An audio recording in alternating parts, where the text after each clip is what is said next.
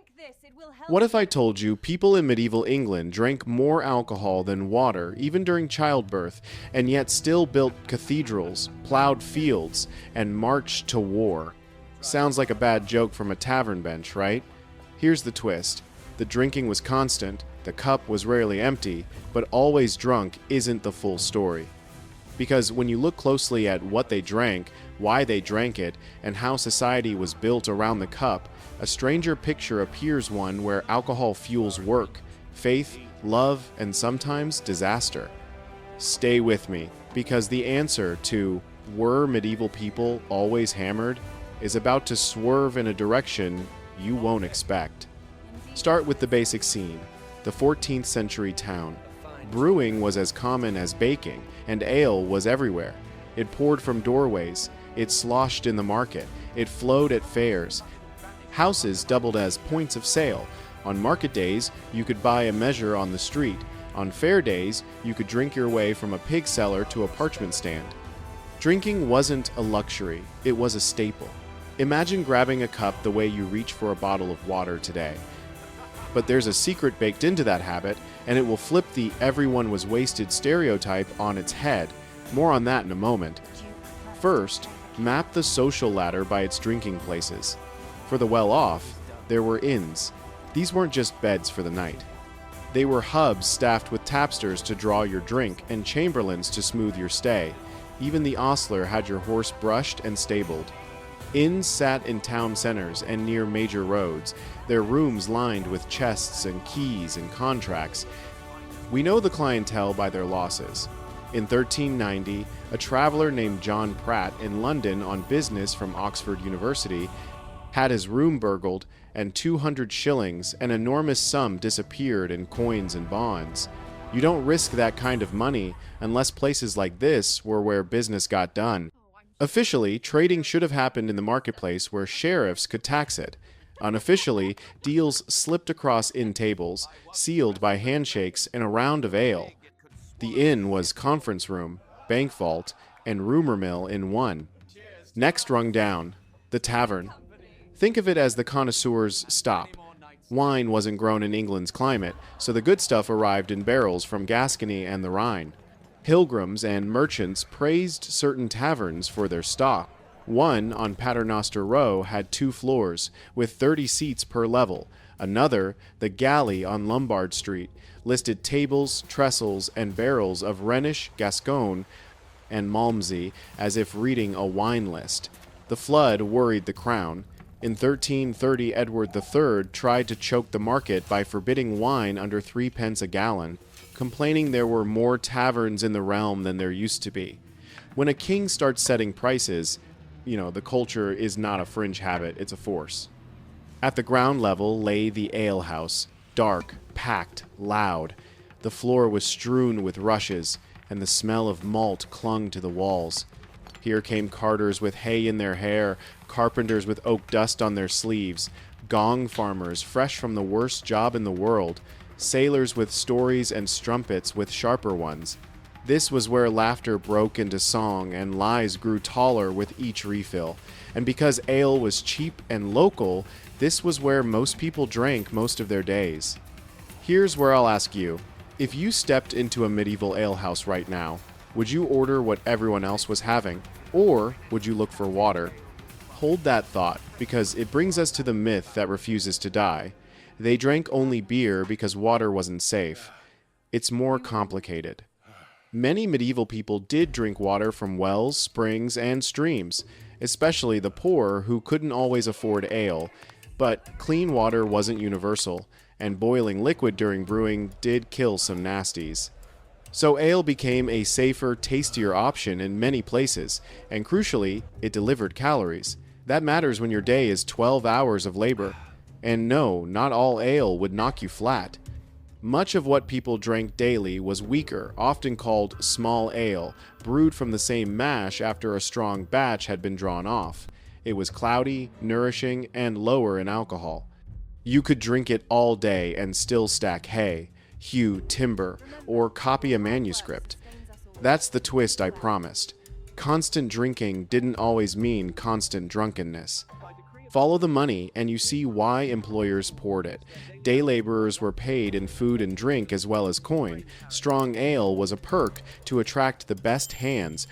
Landowners boasted the stoutest ale to pull workers from neighboring manors.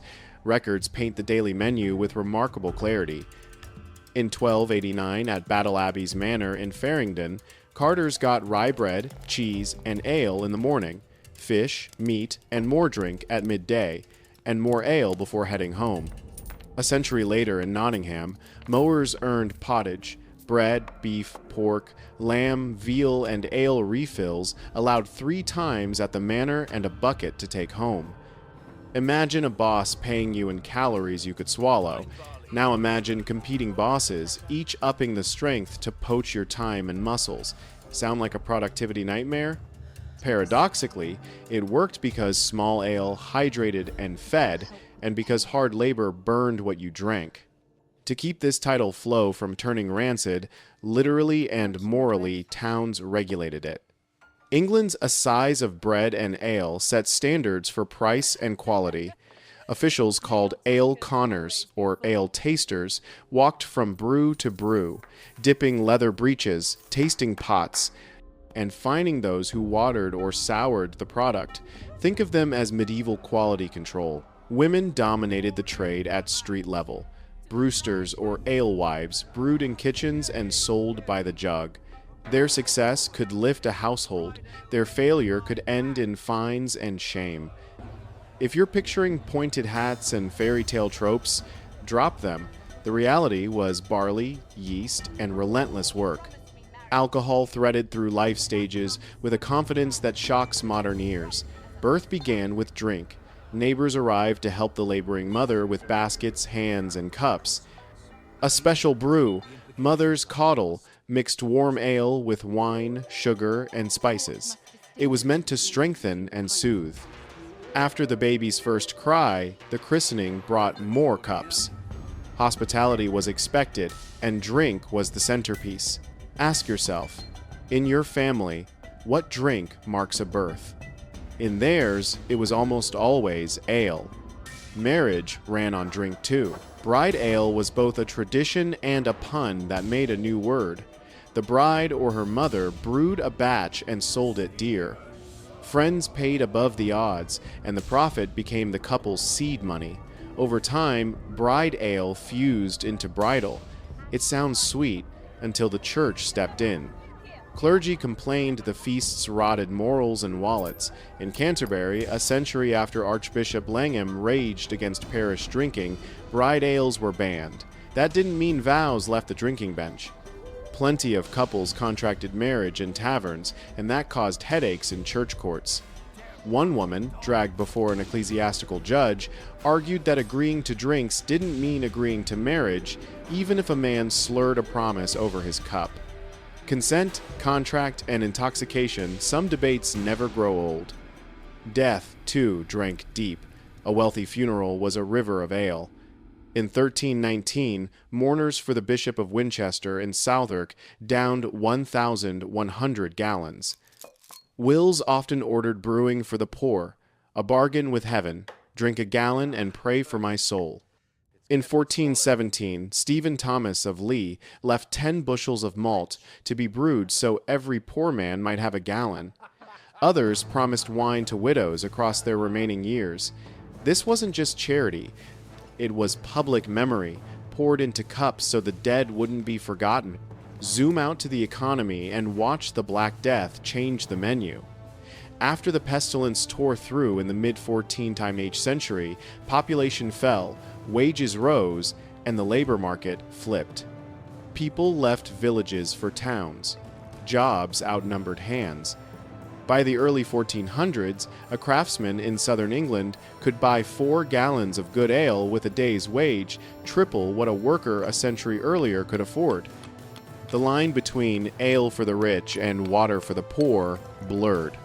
Sir John Fortescue, writing later in the 15th century, bragged the English peasantry drank no water unless it be for the sake of devotion. Hyperbole? Sure, but it tracks with pennies meeting pints. If you've ever switched from cheap instant to better coffee when your paycheck allowed it, You get the vibe.